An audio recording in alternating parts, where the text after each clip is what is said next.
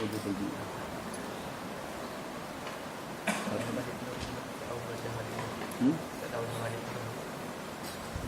mana tu tahu?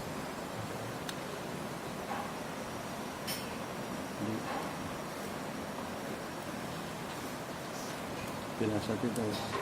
Bila satu tahu? Ada. Jadi lah. Ambil si, tapi kata tempatnya. Si Mujib dengan Atta. Dia jam 12 itu sudah keluar. Tahu tempat? Yang si Lukman. Lukman ada. Tempat sekolah. Tahu sekolah Mujib? Sekolahnya tahu? Tahu? Tahu lah. Sudah. Sekolah Mujib? Tak tahu? Ambil. Dah, sudah. Break sebelah kiri, jangan lupa. Allah, bismillahirrahmanirrahim. Alhamdulillahi rabbil alamin. Wa sallallahu wa sallama ala sayyidina Muhammad wa ala alihi wa sahbihi ajma'in. Rabbi shrah li sadri wa yassir li amri wahlul 'uqdatam min lisani yafqahu qawli. Subhanaka la ilma lana illa ma 'allamtana innaka antal alimul hakim. Wa la hawla wa la quwwata illa billahil aliyyil azim. Rabbi shrah li sadri wa yassir li datam qawli. Muslimat sabar sekejap. Bismillahirrahmanirrahim. Qala babus sadaqi, bab yang menyatakan tentang mas kawin. An Anasin radhiyallahu ta'ala anhu anin nabiyyi sallallahu alaihi wasallam annahu a'taqa Safiyyata wa ja'ala itqaha sadaqaha, muttafaqun alaihi. Hadis riwayat daripada Sayyidina Anas bin Malik menceritakan bahwasanya Rasulullah sallallahu alaihi wasallam telah membebaskan Sayyidatuna Safiyah wa ja'ala itqaha, dan Nabi kita jadikan itqaha, pembebasannya, sedekah itu sebagai mas kawin.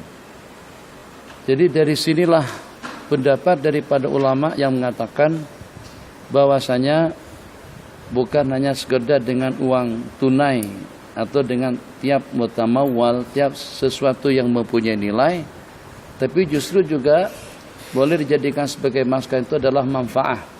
Jadi misalnya dengan mas kawinnya mengajarkan qasidah ya hanana ya hanana, dengan mas kawinnya mengajarkan selama 3 hari belajar memanah dan menombak misalnya, boleh, itu manfaat. Kenapa? Sebab pada waktu Nabi kita menikah dengan Sayyidatuna Safiyah binti Huyai bin Akhtab radhiyallahu ta'ala anha, sebagaimana saya sebutkan kemarin, di antara daripada yang tercantik juga daripada istri-istri Rasulullah sallallahu alaihi wasallam yang bersaing dengan Sayyidatuna Aisyah radhiyallahu ta'ala anha. Jadi pada waktu Nabi kita menikah, jasa kebaikan baginda untuk membebaskan beliau, dengan bahasa kurang lebihnya, aku bebaskan kamu. Kan kalau dalam pembebasan, mana dengan kita kena beli. Kita beli hamba saya, kemudian kita bebaskan. Sementara dengan Sayyidatuna Safiyah itu sudah menjadi bahagian, sudah menjadi amah, atau sudah menjadi hamba sahaya baginda Rasulullah sallallahu alaihi wasallam daripada peperangan yang berlangsung sebelumnya. Jadi pada saat tawanan dibagi-bagikan, Sayyidatuna Safiyah pada awalnya jatuh kepada Sayyiduna Dihyatul Kalbi radhiyallahu ta'ala anhu, yang pada akhirnya atas permintaan sehingga diserahkan kepada baginda Rasulullah sallallahu alaihi wasallam. Maka Nabi kita bebaskan Sayyidatuna Safiyah, tapi dengan catatan pembebasan jasa baginda membebaskan Sayyidatuna Safiyah itu dijadikan sebagai imbalan pengganti kepada mas kawin. Ku bebaskan sebagai ganti kepada mas kawin. Ja'ala itqaha sadaqaha. Jadi bukan bentuk uang tunai, tidak berbentuk uang tunai, tidak berbentuk dalam satu pemberian yang diberikan berupa barang, akan tapi jasa Nabi kita membebaskan Sayyidatuna Safiyah dijadikan sebagai mahar. Bismillahirrahmanirrahim. Wa Nabi Salamah bin Abdurrahman radhiyallahu ta'ala anhu qala sa'altu Aisyah radhiyallahu ta'ala kam kana sadaqu Rasulillah sallallahu alaihi wasallam. Pertanyaan ditanyakan kepada Sayyidatuna Aisyah, bagus, tepat, elok, indah dan ideal. Tiap masalah, tiap problem, tiap berita, informasi, seeloknya dengan kita tanyakan kepada orang yang berkenaan langsung. Supaya jangan sampai berita itu tidak simpang siur. Supaya jangan sampai dengan kita mendapatkan informasi yang salah. Jangan sampai melalui perantara, kedua, ketiga. Yang pertama tambahannya 5 karat, yang kedua 7 karat, yang ketiga entah berapa, akhirnya informasinya tidak jelas. Jadi kalau kita nakan sesuatu, katakan saja ada fatwa yang menyatakan bahwasanya memakai gelang kalau tujuannya adalah untuk kesehatan, untuk perobatan itu boleh misalnya. Nah, tanyakan langsung kepada orang yang berkenaan. Jangan dengan kita tanyakan masalahnya kepada orang lain, kepada orang yang tidak mengenal dengan fatwa tersebut. Tidak tahu gimana tuh dipatwakan semacam itu. Mana ada pakai gelang laki-laki tasyabuh dengan perempuan hukumnya haram. Laki-laki tak boleh pakai gelang.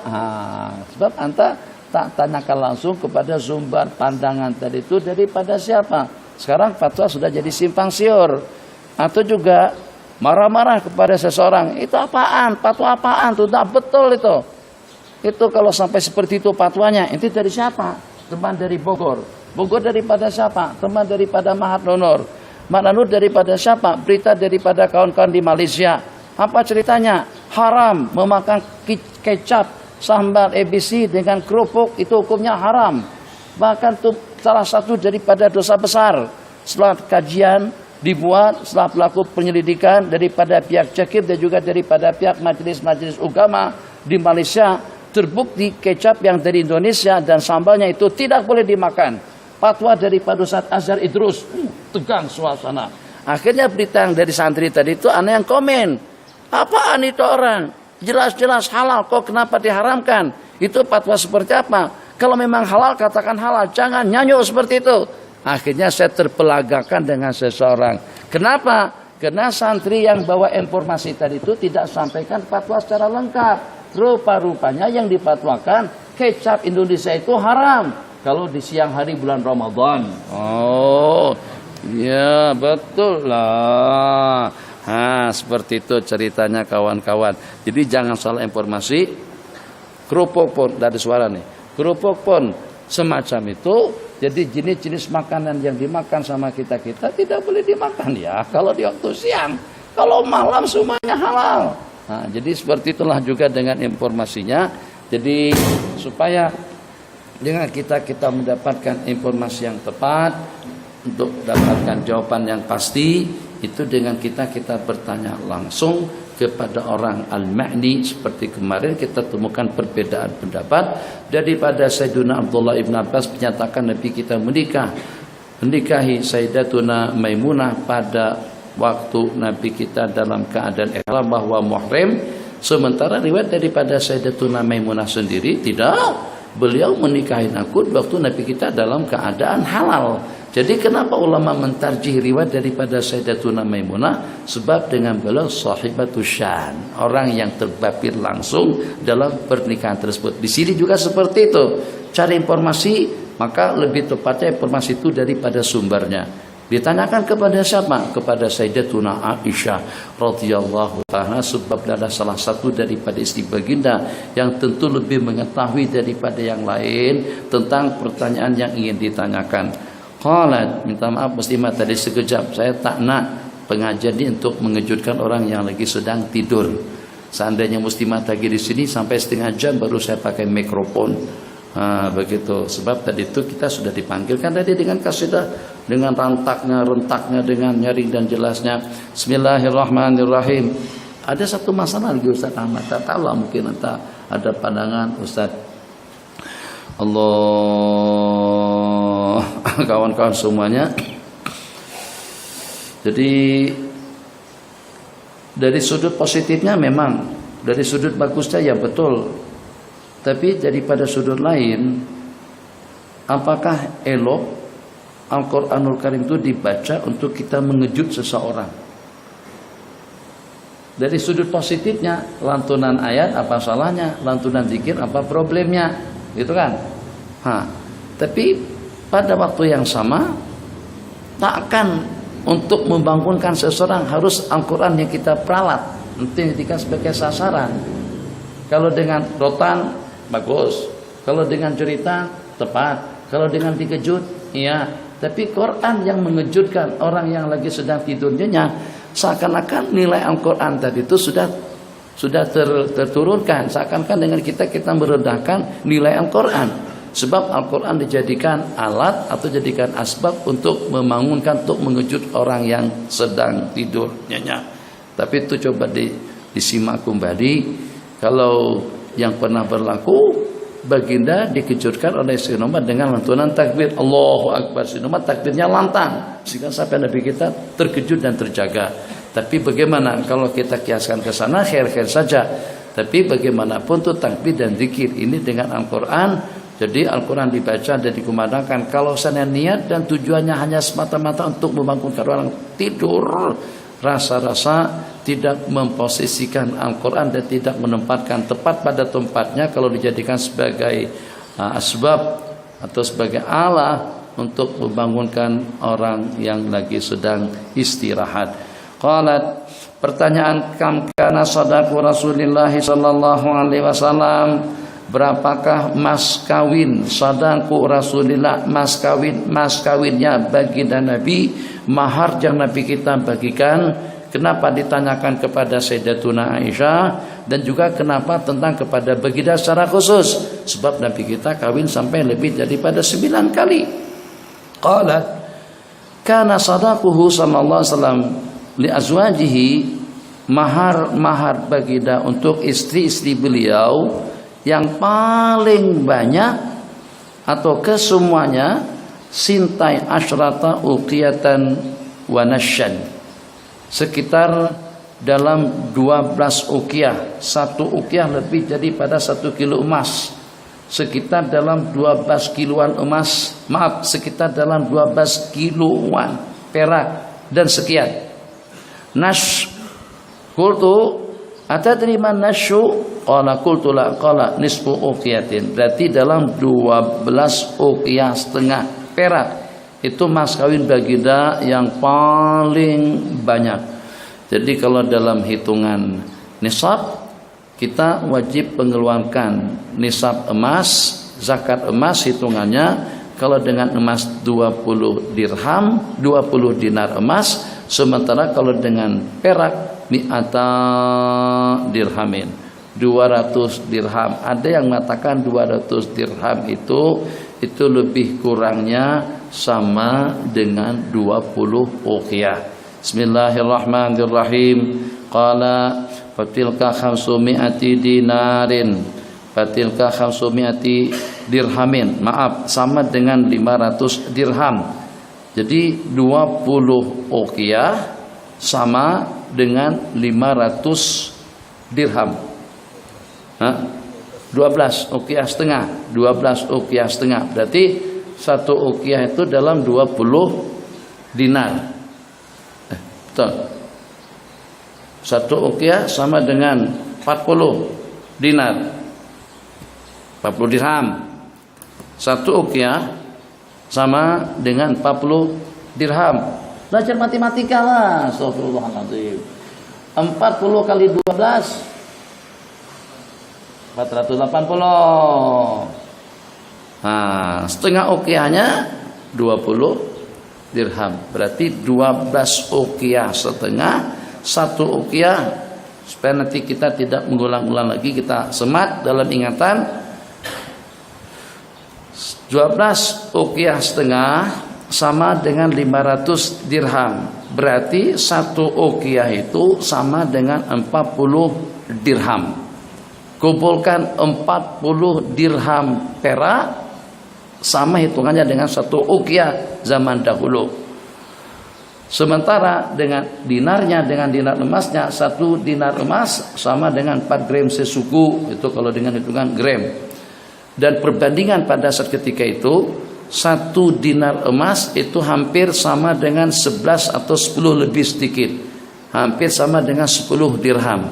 Atau yang mudahnya 1 dinar emas sama dengan 10 dirham. Fahada sadaqu Rasulillah sallallahu alaihi wasallam li azwajihi rawahu Muslim. Itu adalah mas kawinnya baginda kepada istri-istri beliau.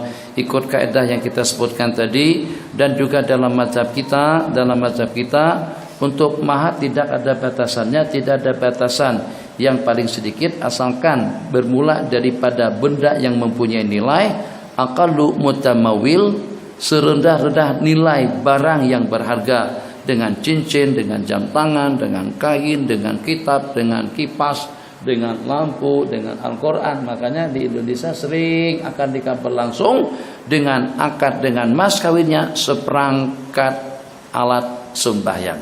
Maksudnya selengkapnya peralatan yang dipakai oleh perempuan waktu sembahyang, telkungnya, kemudian sejadahnya, tasbihnya, tambah dengan sebiji Al-Quran.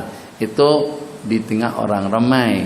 Tapi yang secara sembunyi-sembunyi 15 juta juga sebenarnya, 20 juta. Tapi untuk menyejukkan supaya tidak nampak kelihatan wah dengan mas kawinnya, dengan plat, dengan mas kawin seperangkat, itu kan seperangkat kan? Seperangkat apa sebenarnya sih? Seperangkat itu 1 kali angkat gak? Hah? 1 komplit seperangkat. Memang bahasanya macam tuh. Maksudnya munasabah nama tuh seperangkat tuh kena 1 kali angkat habis macam tuh. Bukan yang 2, 3, 4, 5 kali angkat. Peralatan tuh seperangkat. Selengkap. Secukup. Seperangkat alat sembahyang. Nah, sini dengan mas kawinnya 85 ringgit sahaja. Nampak sahaja itu sedikit. Tapi di belakang daripada itu hantaran 30.000. Allah. Itu yang kawan-kawan kena pikir 12 kali. Kalau nyatakan 80 ringgit semuanya punya. Mas kawin berapa paham berapa? 72. Mampu semuanya. 20 aja. Itu pun belum. Tapi GST 27 lah. Tiba muslimat. Mahar setakat dalam 30-an ringgit ya. Ini semuanya mampu.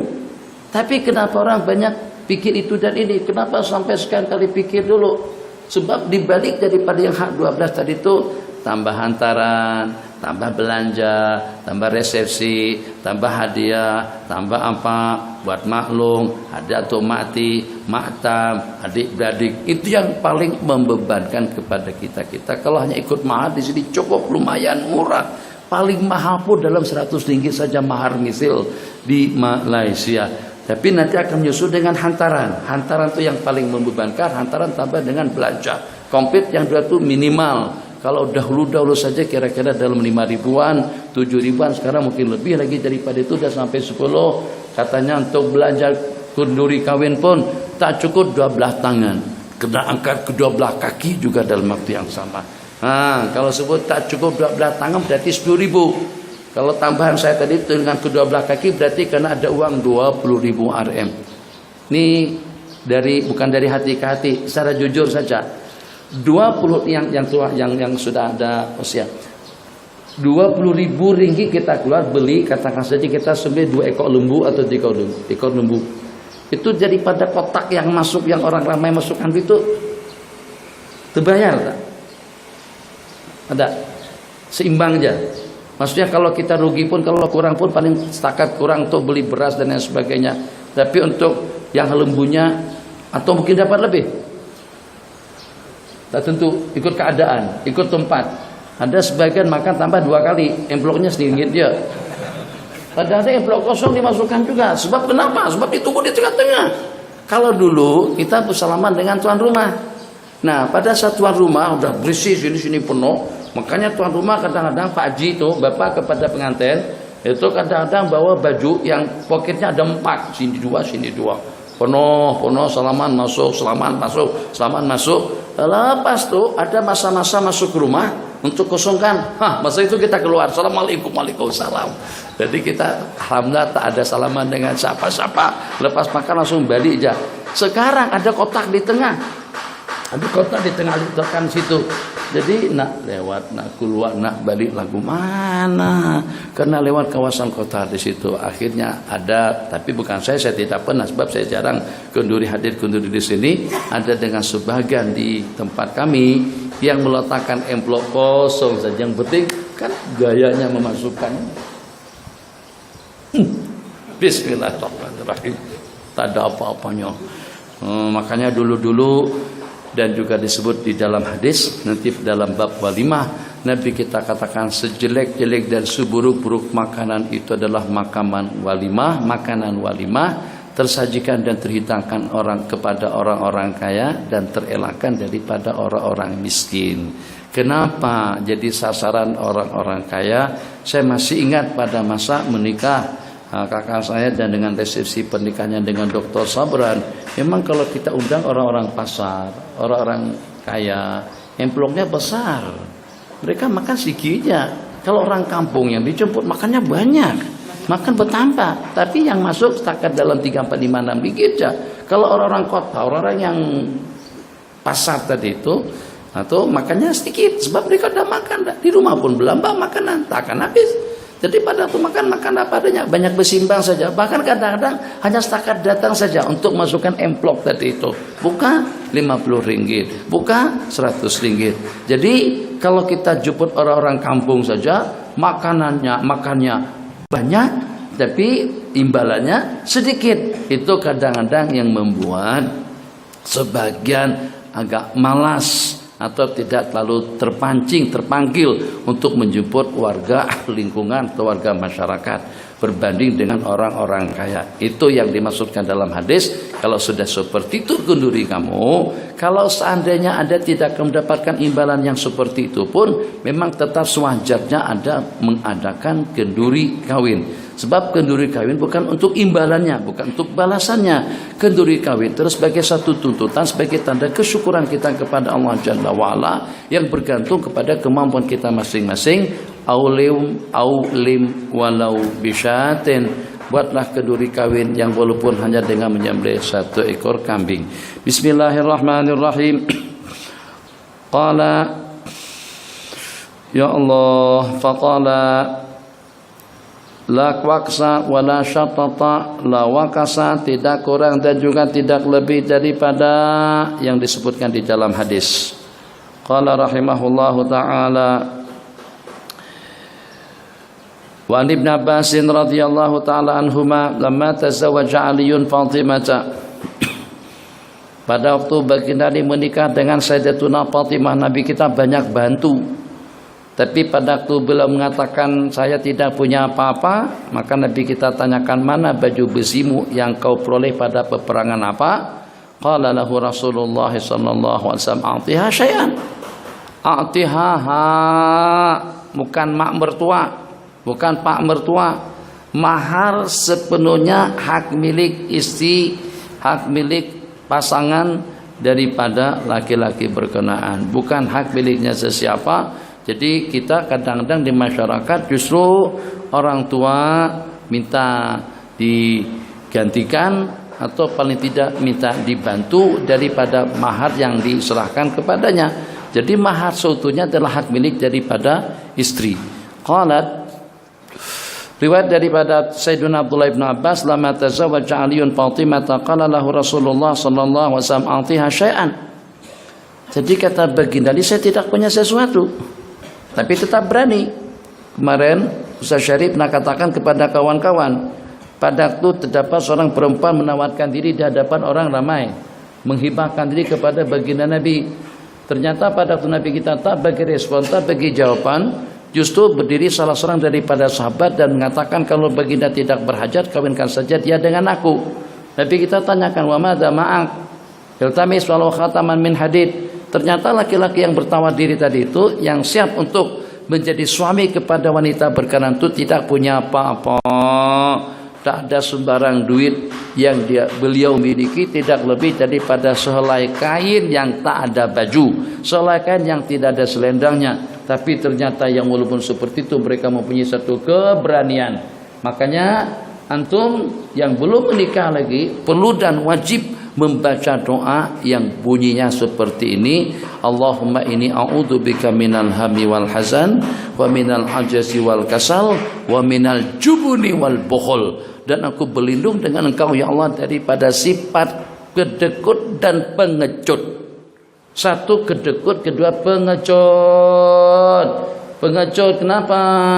Padahal sudah ada pici, sudah ada spermata 3, sudah ada selendang, sudah punya kitab. Kemarin beli kitab ada 2, ada Bulughul Maram yang ada terjemahannya, ada Bulughul Maram yang tak ada terjemahannya. Itu salah satu daripada 2 kitab tadi itu sudah cukup untuk dijadikan sebagai mas kawin. Sahabat Nabi kita tak ada punya duit pun masih berani lagi melamar seseorang. Kita ada punya duit banyak ada, tapi belum berani lagi. Apa bedanya? Banyak bedanya. Sebab orang-orang pada saat ketika itu tidak perlukan keperluan hidup sebagaimana yang membebankan kita sekarang ini. Dulu tidak termasuk jadi pada syarat-syaratnya harus ada kendaraan. Kita sekarang wajib ada kendaraan. Yang kedua, harus mampu untuk menyerah kehidupannya dengan perlengkapan perabotnya, katilnya, almariah. Kalau sudah ke situ perbincangannya memang berat. Kalau seandainya seperti Sayyidatuna Aisyah Fatimah dengan Sayyidina Ali, ternyata rumah mereka itu seperti apa saja. Berdiri pun hampir mentok kepala. Paham bahasa mentok? Hampir tersangkut kepala dengan sili, rendah sangat. Kemudian tidak lebih daripada dahan kayu untuk dijadikan sebagai gantungan. Ingatnya daripada dahan kayu. Sangat-sangat sederhana sekali. Agak-agak istri kita maukah kalau hidup seperti itu? Tanya dulu. Hantar masuk dalam Facebook. Seorang laki-laki Jojaka, seorang laki-laki cukup lumayan tampan, cukup lumayan sama orangnya, bertawar diri untuk mendapatkan pasangan hidup. Dia laki-laki itu berumur 23 tahun.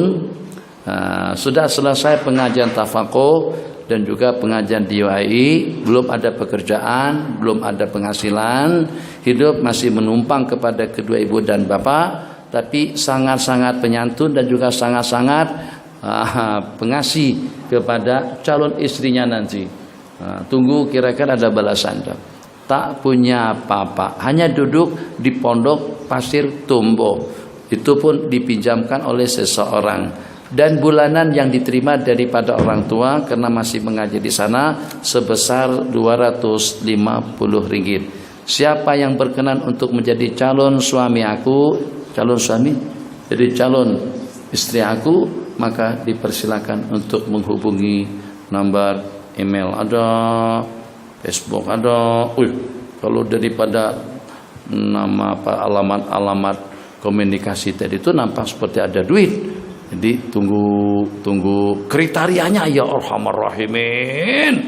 Perempuan pada masa usia 19 tahun, ketinggian 171 cm, daripada keturunan yang bagus dan mempunyai kecantikan. Ini memang susah dapat. Ada bukan tidak ada. Tunggu. Ini dalam film biasa seperti itu. Tunggu seorang laki-laki kaya raya, tampan sangat, tapi menyamarkan diri. Dia masuk dalam Facebooknya, gambar-gambar orang lain bukan dia. Nampak kelihatan dia pesek hidungnya, kerdil orangnya, dan juga di samping dengan keadaan yang dia katakan tadi itu. Dan orangnya buta tuli. Yang berkenan dipersilakan untuk menghubungi. Saya rasa setahun tidak ada yang menghubungi. Tapi sudah masuk tahun kedua ada yang tergugah hatinya. Tak kisahlah. Yang walaupun dia seperti itu, kalau kata perempuan nih, simpang. Anak terharu perasaan saya setelah membaca SMS laki-laki itu. Kalau seandainya kita sepakat semuanya untuk menolak dia sebagai suami. Dikenakan kena dia cacat, buta tuli, bisu lagi. Agak-agaknya siapa di antara daripada muslimat yang berkenan untuk menjadi istri dia. Udah, anak berkeputusan nekat, saya mau. Bukan saya mau karena dia putus cinta, tidak. Bukan saya mau karena dia hudud, tidak. Dia di antara daripada yang tercantik di kalangan wanita, bukan Malaysia, wanita dunia. Dia bagi jawaban. Laki-laki tadi itu ucapkan. Tidak ada dalam dunia, ada. Itu anak saja mereka begitu. Laki-laki bagi jawaban, mereka tentukan segala-galanya, dan laki-laki berjanji dia pasrah dengan keadaan. Saya tanah tengok kamu, saya sudah yakin, sebab kamu sudah melihat kriteria yang saya inginkan wanita itu seperti apa, dan saya yakin kamu jujur, dan juga karena kejujuranmu itulah kau sanggup untuk meluangkan hati dan perasaan kepada saya, dan aku ucapkan jutaan terima kasih. Kita hanya bertemu pada malam pertama saja, atau pada malam pertemuan kita selepas akad nikah berlangsung. Akad nikahnya dia tak pernah dijumpa.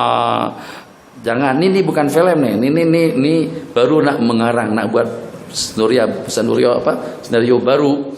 Nah, jadi ini diantara tadi pas akad nikah berlangsung, resepsi pernikahannya pun juga sudah berlangsung. Malam pertama ikut secara sunahnya, perempuan itulah yang akan dihantar ke kubunya. Ternyata perempuan tadi tuh tengok sana tengok sini, ini bukan kubu, ini bukan gazebo, ini kawasan hotel, ini kawasan apartemen, ini kawasan istana dan lain sebagainya. Rupa-rupanya perempuan tadi itu pun juga merasa bingung. Jangan, ini pasti salah alamat, bisa ada kesalahan dari sini. Sebab laki-laki yang saya tahu, daripada informasi kan dia begini, kubu masih bergantung dengan orang tuanya. Ya bagaimanapun kita, siapa saja manusia, mesti kita bergantung kepada mak dan ayah. Bakti dan taat setia kita kepada kedua-duanya. Diinformasikan, begitu terima, ahlan, selamat. Masya Allah, tabarakallah. Dia pun jadi kaget, celek mata, pendengarannya jelas, mulutnya lantang, senyumannya, ucapannya. Jangan, ini belum dibuat film lagi, baru nak dibuat. Kenapa? Nah akan ada, tapi ada. Saya ceritakan cerita lama. Stop cerita tadi itu, kita stop sampai di situ dulu. Allahumma shalli ala sayyidina Muhammad. Siapa dulu yang saya sebut? Salah satu daripada ulama Damesk, Abu Bakar. Anda ceritakan sama antum. Saya yang punya cerita saja sudah terlupa, apalagi dengan antum yang mendengar cerita hanya skala saja. Jadi cerita tadi itu supaya terungkaikan, maksud dia buta, dia tidak pernah menengok benda lucah, benda haram, dan juga melihat perempuan yang tidak boleh dilihat. Maksud dia tuli, dia tidak pernah mendengar musik, hiburan, dan juga dengan perkara-perkara yang diharamkan. Maksud dia bisu, dia tidak pernah memakan benda haram, merepek, merapu, dan mengucapkan benda yang tidak boleh disebut. Itu maksudnya. Selesai? Nah, habis. Maksud dia kubu tadi itu, sebab kubulah nilainya, yang walaupun dia punya istana indah, karena kalau dibandingkan dengan kediaman di dalam surga, itu tidak ada apa-apanya istana di dunia kalau dibandingkan dengan kemewahan istana. Bunyalahu baitun fil jannah, itu maksudnya. Jadi perempuan tadi itu memang betul-betul terperanjat, tapi dengan ketulusannya siap untuk berserah diri kepada laki-laki yang macam itu ceritanya. Alhamdulillah, mendapatkan yang di luar daripada dugaan. Mirip-mirip seperti itu ada dalam film, ya kan? Pernah nonton enggak filmnya? Ada seperti itu. Laki-laki tak menunjukkan dia sebagai apa. Yang cerita tadi itu salah satu daripada ulama besar. Allahumma sholli ala sayyidina Muhammad. Nama pertamanya beliau Abu Bakar, ujungnya saya lupa. Salah satu daripada orang miskin Syria yang belajar di Al-Azhar.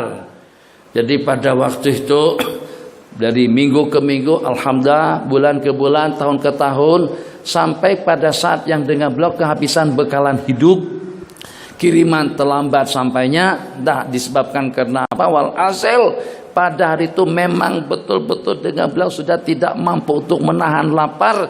Pikir satu-satunya cara untuk menyambung kehidupan itu dengan tinggalkan Al-Azhar, maksudnya tinggalkan yang di depan zawiyah, bukan zawiyah, ruang, dengan meninggalkan ruang Azhar. Keluar daripada ruang, jalan HM, tidak tahu hala tuju. Pada masa berjalan tadi itu berjalan, tercium bau masakan sedap sekali, diikutin, mempunyai daya penciuman yang tajam. Seperti orang cari lain.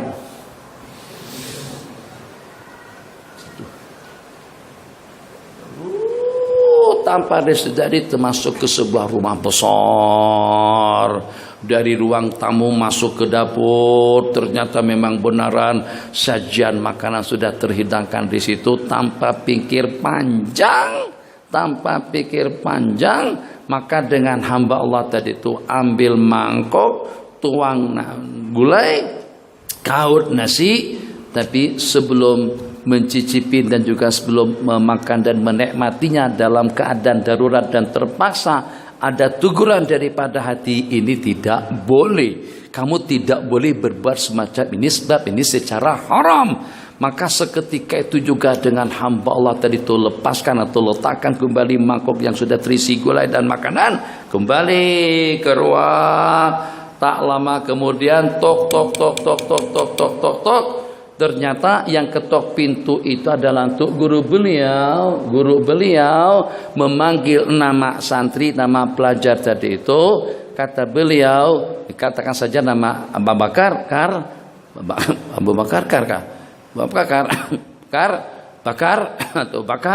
Ya tuh guru, ini saya bawa teman saya. Teman saya ini kalau menurut pengamatan saya dia adalah orang soleh, dia orang baik yang dengan dia meminta, memohon, merayu kepada saya untuk saya carikan calon suami untuk anak gadis dia. Jadi saya kepikiran pada saat ketika dia luahkan keinginannya tadi itu, saya kepikiran tidak ada dengan seseorang yang paling sesuai untuk jadi suami yang ideal kepada anak dia daripada kamu. Jadi agak-agak kamu berkenan tak? Abdullah jangan mengantuk. Berkenan tak dengan kamu untuk menjadi suami dia? Ya Allah. Bukan setakat berkenan saja, lebih daripada berkenan, lebih daripada mau. Oke, kalau berkenan yuk kita berangkat. Berangkat start kereta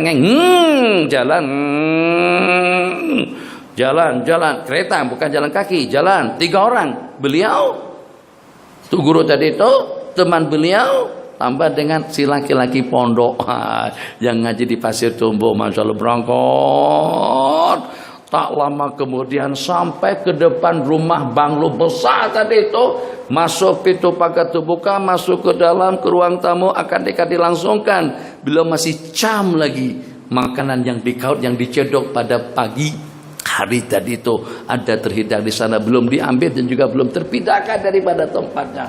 Maka terlintas di dalam kepala bisikan hati, kau tinggalkan yang haram, Allah gantikan. Bukan setakat dapat semangkok nasi, semangkok makanan, dapat makanan secara lengkap dan komplit dan juga secara tenang dan halal, dan juga sekaligus berkawin dengan anak kepada si pemilik rumah tadi itu.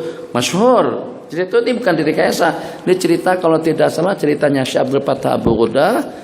Nah, jadi kata beliau daripada hasil pernikahan tadi itu lahir 10 orang anak daripada mereka berdua, semuanya daripada ulama.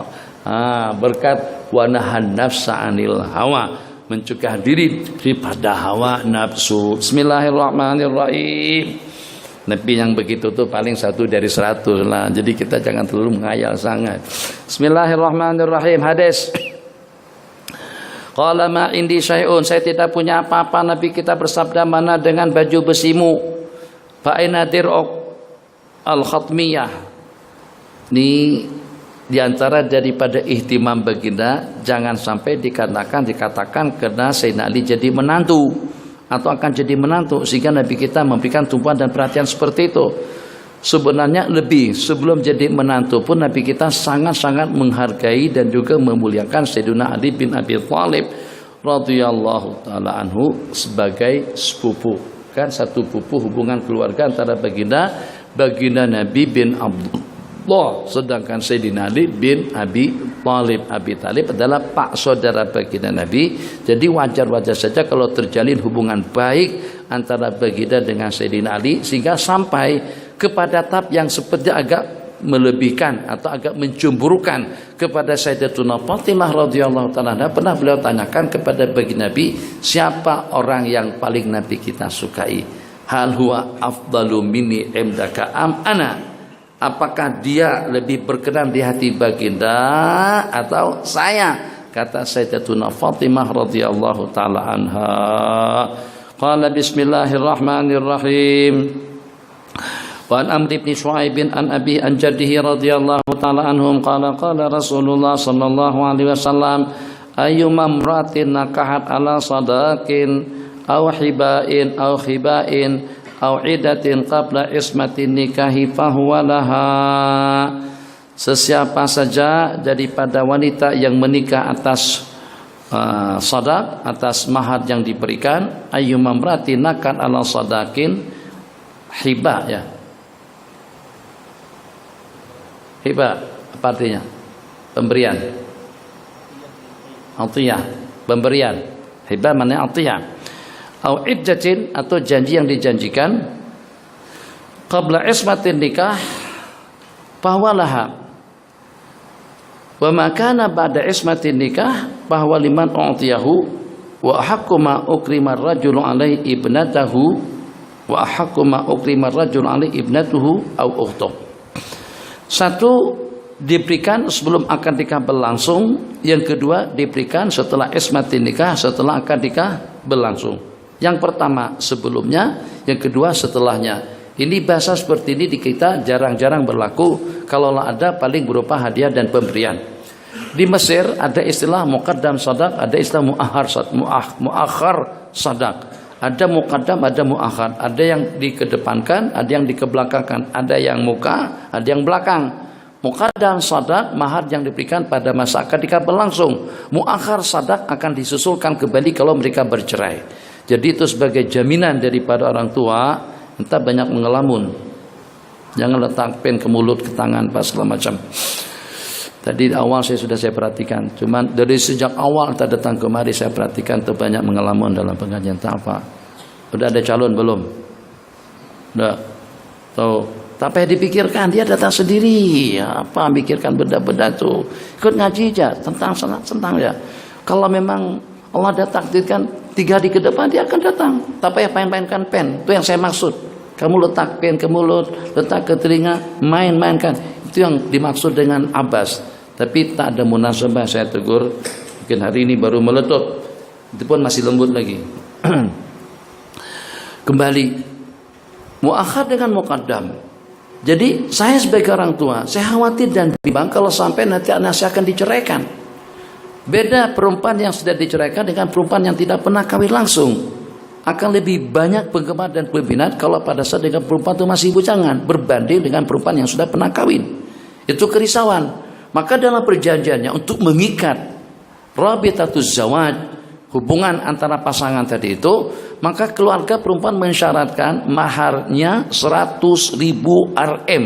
50.000 Rm dibayar pada waktu akad nikah berlangsung. 50.000-nya nanti itu kalau mereka dicerai, kalau dia dicerai, kalau mereka bercerai. Jadi dia aman, orang tua itu aman. Kalau seandainya dia meninggalkan anaknya, kalau diceraikan sekalipun masih ada jaminan hidup senilai 50.000 Rm yang akan diserahkan oleh suaminya. Itu secara pasti. Itu satu.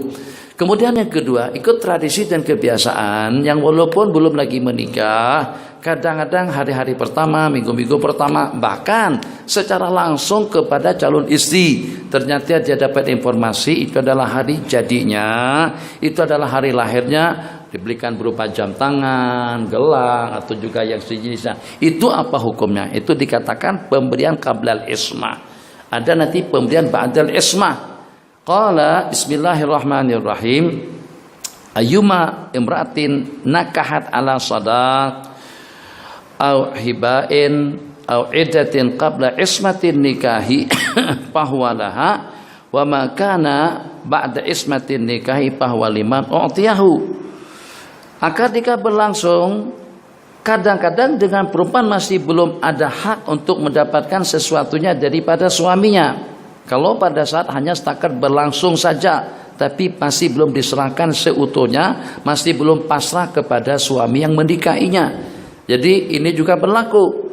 Katakan saja akad nikah berlangsung hari ini, tapi daripada pihak keluarga masih belum restu untuk mereka berkumpul, melainkan setelah masing-masing tamat selesai kuliahnya. Yusuf tidak apa-apa, akan nikah kami oke.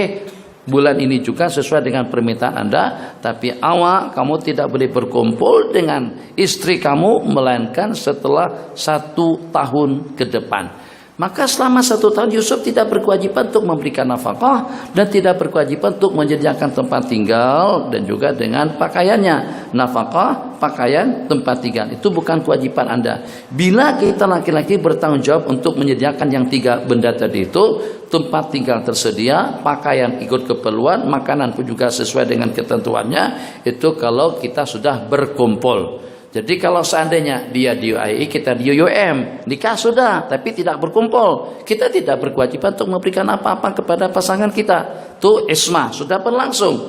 Atas janji yang dijanjikan, atas mahar yang ditentukan, itu kesemuanya akan menjadi hak miliknya si istri. Sebab itu kesemuanya asbabnya kena nikah. Tapi kalau seandainya selepas ba'dal ismah, ba'da ismati zawad, setelah ada ismah tanggung jawab kepada istri, maka pemberian yang diberikan kepada istri itu ikut yang disebutnya. Kalau sebutnya mak mertua, miliknya mak mertua. Kalau disebutnya adik-beradik, miliknya adik-beradik. Jadi kalau dengan yang tadi, kalau tidak disebut pun, pemberian yang diberikan itu adalah hak miliknya istri. Qala ayyuma imra'atin nakan ala sadaqin aw hibain aw iddatin qabla ismati zawaji fahwalaha li zaujah wa ma kana ba'da ismatin nikahi fahwa liman u'tiyahu wa haqqu. Dan selayak-layak, sebaik-baik ma ukrimar rajulu alaihi, sebaik-baik pemberian, penghormatan dan penghargaan kepada seseorang, sehebat-hebat anugerah dan pemberian seseorang kepada seseorang, itu kalau pada waktu dengan seseorang berkenan untuk mengawinkan kamu dengan anak kandungnya ataupun juga dengan saudarinya. Di situ yang mengangkat nilai dan martabat daripada pak dan mak mertua. Pak dan mak mertua, tidak ada penghormatan yang paling istimewa kepada Anda daripada kedua mak dan ayah. Si perempuan itu berkenan untuk menikahkan abang kepada anak mereka, atau menikahkan abang kepada adik mereka. Haqqu ma ukrimar rajulu alaihi ibnatuhu au ukhtuhu. Itu satu penafsiran. Penafsiran yang kedua, pemberian yang kita berikan kepada anak dan adik. Hubung kaitnya kepada hadis Nabi kita bersabda, barang siapa membelah 3 orang anak perempuan, riwayat membelah 3 orang adik-beradik perempuan sampai dewasa, sampai dikawinkan, kunnalahu sitran minan nar, ketiga-tiganya itu akan menjadi perisai dan pelindung dirinya daripada api neraka. Itu kalau ditafsirkan dengan penafsiran yang kedua. Ya imam, penghargaan yang tidak ada tandingannya daripada seseorang ketika dia berkenan untuk menerima Anda sebagai menantunya, atau untuk menerima Anda sebagai iparnya, atau selayak-layak dan sehebat-hebat pemberian yang kita berikan, pemberian yang kita berikan kepada anak kandung atau kepada saudari-saudari kita. Bismillahirrahmanirrahim. Wan Alqamah an Ibnu Mas'udin radhiyallahu taala anhu anna usila ar-rajulin tazawwaja, ditanya tentang seorang laki-laki yang menikahi seorang perempuan, walam yafrid laha sadaqan walam yadkhul biha hatta mata, pada masa ketika berlangsung tidak ada sebarang mahar yang disebut. Jadi kadang-kadang seperti itu berlaku di saat laki-laki diminta kesediaannya untuk menikah dengan anak seseorang, tapi minta maaf, saya tidak punya apa-apa Pak Haji, minta maaf Pak Lung, bukan tak nak. Ini sebagai satu kehormatan, satu penghargaan luar biasa kepada saya. Kalau Pak Lung mau mencalonkan saya dengan anak Pak Lung, ya Allah, itu suatu anugerah yang luar biasa. Saya tidak akan melupakan jasa tawaran yang semacam itu, tapi tetap saya tidak boleh. Saya tidak punya apa-apa. Saya cuma punya saya saja sebatang kara, tapi tak punya apa-apa. Jadi minta maaf Pak Lung, bukan menolak. Itu sebagai satu penghormatan. Saya tidak mampu untuk mengucapkan apa kepada Pak Lung. Kalau hanya dengan terima kasih masih belum cukup, tapi tetap saya tidak boleh. Sebab saya tidak punya apa-apa, saya tidak punya kemampuan untuk menyara kehidupan berumah tangga. Jadi minta maaf Pak Lung, saya hanya setakat mampu mengucapkan barakallahu laka bi banatika wa amwalika wa hayatik. Begitu saja. Terima kasih. Kata Pak Lung, memangnya Aku tadi tanya, memangnya tadi aku ada berbicara dengan awak tentang kemampuan kamu, tentang keuangan kamu, tentang kehidupan kamu. Saya kata, kamu berkenan tak untuk menjadi menantu aku? Kamu berkenan tak untuk menikah dengan anakku? Ya Allah Pak Long, apa yang saya ucapkan? Saya tahu saya ini seperti apa. Malam nganggur, siang nganggur, nggak ada kerjaan. Tawadhu sangat orang tadi, masya Allah, tabarakallah. Malam dia ahli ibadah, siang ngajinya bagus, sangat-sangat rajin sekali. Dia diantara daripada yang terbaik daripada santrinya siapa bin siapa. Jadi ditolak secara hormat seperti itu. Kesimpulannya, karena memang tidak ada sebutan tentang duit dan juga tentang mahar, zawwajtukaha, aku nikahkan kamu dengan dia, aku nikahkan kamu dengan adikku, dengan kakakku, dengan anakku, ala sunnatillahi wa rasulih, ikut sunnah Allah dan Rasulnya, tanpa ada sembarang sebutan mahar. Atau al-mufawwidhatu nafsaha dalam bahasa hukum, perempuan yang minta dikawinkan kepada orang tuanya tanpa mahar. Papa, Bu, Papa minta maaf kalau seandainya saya tersalah. Tapi sebelum saya berbicara dan sebelum saya minta waktu, saya sudah istikharah dalam berkali-kali. Tetap juga jawabannya huwa, tetap juga jawabannya dia. Maksud awak dia itu siapa? Dia itulah dia, namanya dia dan doya. Dia dhamir huwa, doya namanya doya uddin. Oh, Papa tahu. Jadi minta maaf, tak perlu minta maaf. Anta, kamu nak cakap tentang apa sama Papa? Kami akan dengar. Minta maaf Papa ya? Tak ada maaf-maafan, tak perlu minta maaf. Kamu cakap saja apa maunya. Bu, minta maaf Bu. Udah gak usah minta maaf sama Ibu. Aku sejak dari dulu udah memaafkan kamu. Memangnya kamu buat sesuatu yang enggak, bukan begitu Bu. Bu, Ibu jangan salah. Nah, makanya itu Ibu kata tadi apa? Oke. Begini Bu, minta maaf Bu. Jangan minta maaf. Ibu sudah kata tak perlu minta maaf. Kamu tak terbabit melakukan benda yang tidak elok kan? Iya Bu. Alhamdulillah selama ini dan insya Allah selama-lamanya takkan pernah mengecewakan mak dan ayah. Tidak akan pernah mak dan ayah tengok benda sesuatu yang tidak berkenan di hati. Saya akan usahakan semacam itu hidup saya selama-lamanya sampai mati. Oke. Papa, ya silahkan. Entah bagaimana. Susah nih. Saya ini nak mulai dari mana nih? Perempuan pemalu. Itu perempuan zaman dahulu. Perempuan zaman sekarang langsung straight saja. Apa? Saya mau kawin. Perempuan zaman dahulu susahnya kita nak layan dia. Tidak terbuka langsung. Cakaplah. Apa yang sebenarnya? Ya Papa, saya akan cakap Papa. Astagfirullahaladzim. Saya pernah berjumpa dengan orang seperti itu. Lambatnya kita ada keperluan, kita banyak benda, dia minta nasihat, tapi seperti itu caranya. Allah, itu dereng sajalah, cakap sajalah apa maunya, jangan pusing sana pusing sini. Begini Papa, Papa jangan marah ya, Bu juga jangan marah. Ya Allah, kalau Papa marah sejak dari awal tadi, Papa sudah marah, sudah setengah jam nih kamu tak ngomong-ngomong lagi. Sudah sepatutnya ayah dan mak marah sama kamu. Kami masih sabar lagi, ya apa? Ya, saya sepatah kata saja. Dan saya tanggung resiko. Kalau sampai saya dijatuhkan hukuman gantung, hukuman mati, diusir dari rumah, saya tidak menolak. Saya oke saja. Saya minta dinikahkan dengan Bang Yusuf. Yusuf dia kena sasaran itu sebab dia di tengah duduk. Coba tak duduk belakang-belakang situ. Saya nak perumpamakan dengan bang yang ini tak kena nama, bang itu tak kena nama, calon pengantin juga sudah tahu dah, tak kena nama. Tapi saya kena dengan Bang Yusuf. Tanya Yusuf, ya udah Yusuf lah yang jadi sasaran. Jadi mak dan ayah, alhamdulillah, mak ayah sejak 3 tahun yang lalu pengen mencalonkan Yusuf tuh untuk menjadi suami kamu. Tapi mak ayah tak ada peluang untuk ngobrol mau cakap lagu mana dengan kamu, takut kalau kamu tolak. Ya Allah, kami dah tuntas dan perbincangan kami dengan keluarga semuanya, tapi nak buka peluang cakap beritahukan kepada kamu yang tidak ada peluangnya. Kalau memang dia yang kau inginkan, ya Allah, Allahu Akbar, sujud ke belakang orang tua. Orang sujud ke muka. Kiblat depan bukan ke belakang, kena telapak seronok, rumahnya seronok sungguh. Tapi saya ada permintaan kedua. Apa permintaan kedua? Saya tahu Mas Yusuf tak ada duit dan tidak punya kemampuan apa-apa. Aku meminta dinikahkan dengan Mas itu bahasa sana Enci, dengan Mas Yusuf tanpa mahar. Kami akur dan setuju. Kamu akan kunikahkan tanpa mahar. Itu minta maaf Yusuf ya, saya tak jadi dengan enta. Saya misalkan dengan orang lain saja.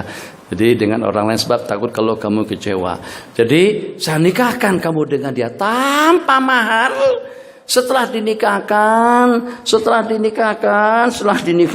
ya Allah ya Rahman Rahimin, belum sempat berkumpul, sang suami meninggal dunia. Kan syukur gak? Kalau tak kamu mati, kalau tidak. Macam tu. Jadi bagaimana hukumnya?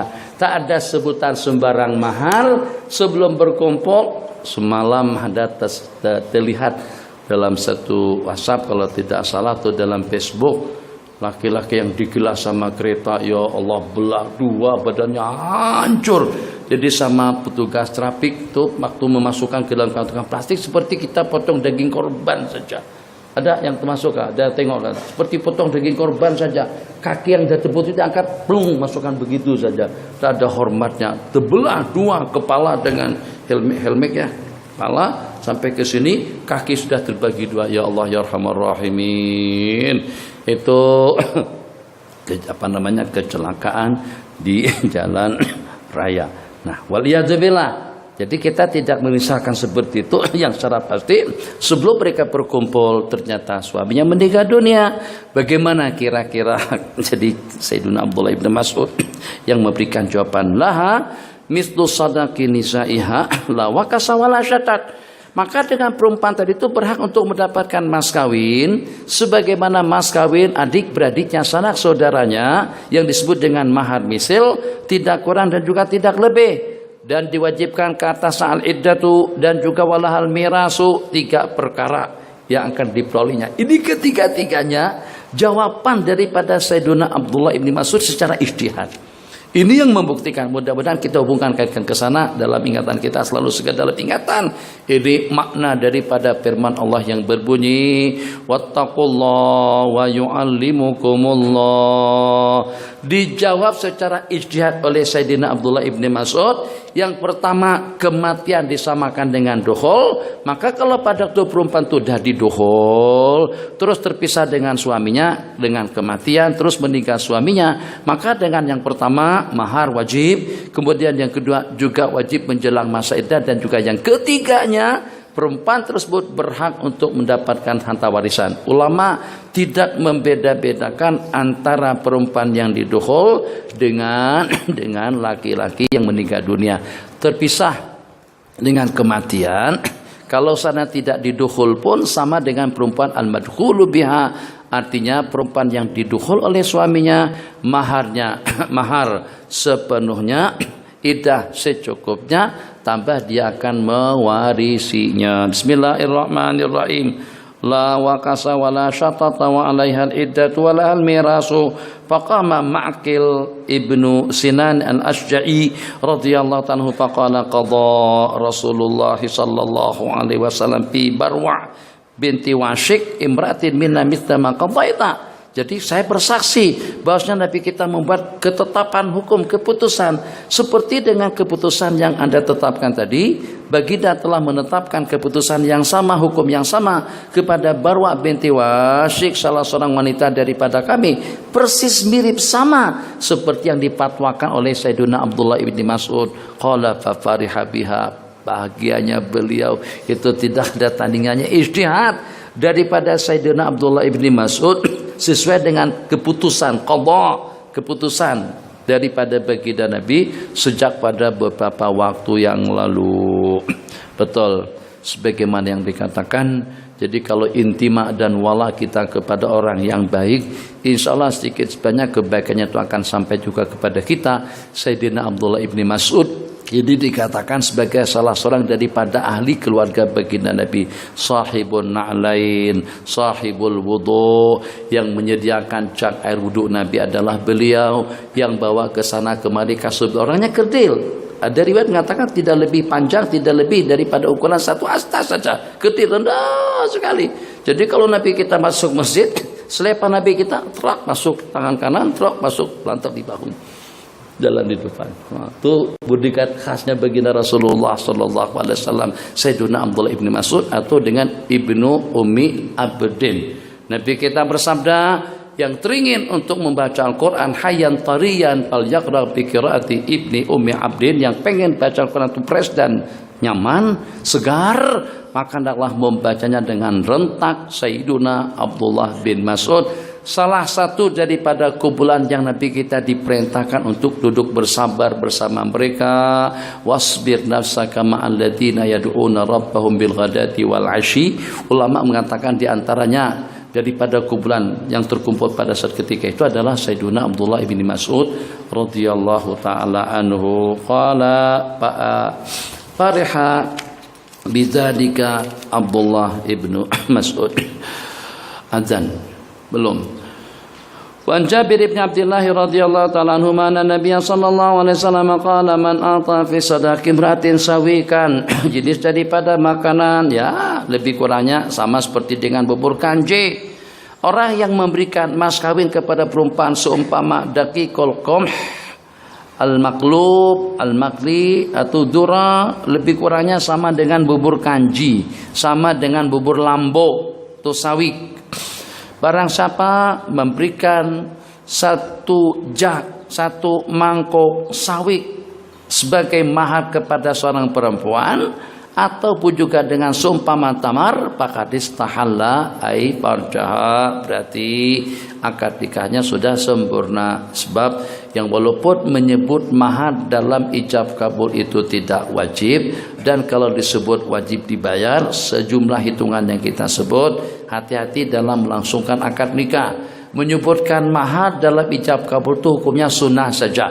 Jadi boleh saja akad nikah berlangsung tanpa menyebut berapa maharnya. Aku kawinkan kamu dengan saudari saya, aku kawinkan kamu dengan Aisyah binti Haji Hamran binti Haji Mansur, ikut mazhab al-Imam Asy-Syafi'i dan juga ikut sunnah baginda Rasulullah sallallahu alaihi wasallam. Ulama Hanafi menikahkan seperti ini di Mesir. Zawajtuka muwaliyati alal mahril muttafaq bainana ala sunnatillahi wa rasuli wa ala mazhabil Imam Abi Hanifah an-Nu'man. Seperti itu. Aku nikahkan kamu dengan muwaliyati, dengan wanita yang berada di bawah jagaanku, dengan mas kawin yang telah kita sepakati bersama, ikut sunnah Allah dan Rasulnya, dan ikut mazhab Imam Abu Hanifah dan Nu'man. Jadi mas kawin kalau tidak disebut pun tidak ada masalah, sunat saja. Makanya dengan kesunatannya senang dengan kita akudlah. Mas kawinnya hanya setakat 10.000 rupiah misalnya, atau cuma hanya 100 ringgit, malu kita. Siti kawin 30.000, itu kawin 60.000, yang itu kawin 1 juta, itu kawin 15 juta, itu kawin berapa. Jadi dengan kita nak sebut yang hak 3.000 tadi itu rasa segan betul. Udah apa yang disebut sama jadinya. Dan kalau anda sebut, yang disebut itulah yang wajib. Jadi panci gimana kan minta terus terang saja Pak. Lalu saya tak ada duit, saya cuma mampunya bayar mahal hantaran belanja, mampu dalam 500.000 rupiah ringgit saja. Pasaran hantaran 10.000. Biasa itu sudah mahar misal. Hantaran dengan belanja 10.000. Kita ada uang 1.000 saja. Sebut 1.000 malu kita dengan orang ramai. Datin, datu, tasri, sri, datu, sri dan sebagainya banyak kumpul. Tuan Qadi Maran, Tuan Qadi Bentung, Tuan Qadi Paang, lengkap semuanya. Takkan 1.000 disebut di khalayak orang ramai, malu kita. Nah, tampan memang, tak apalah, tapi fakran, tafran, tak ada duit. Nah, sian. Istri yang paling terkesan, ente, secantik ente. Mahar 1.000 sih. Astagfirullah. Itu anaknya maklum, orang kampung, tak ada PhD, tak ada MI, tak ada Bagles, tak ada, tak sekolah langsung maharnya 10.000 RM. Kamu 1.000. Itu yang paling berat bagi perempuan. Omongan yang semacam itu, percakapan berbalan, apalagi kalau masuk dalam Facebook. Orang kamu cantik, hidung kamu saja sudah 10.000 nilainya. Azan dulu, azan. Allah.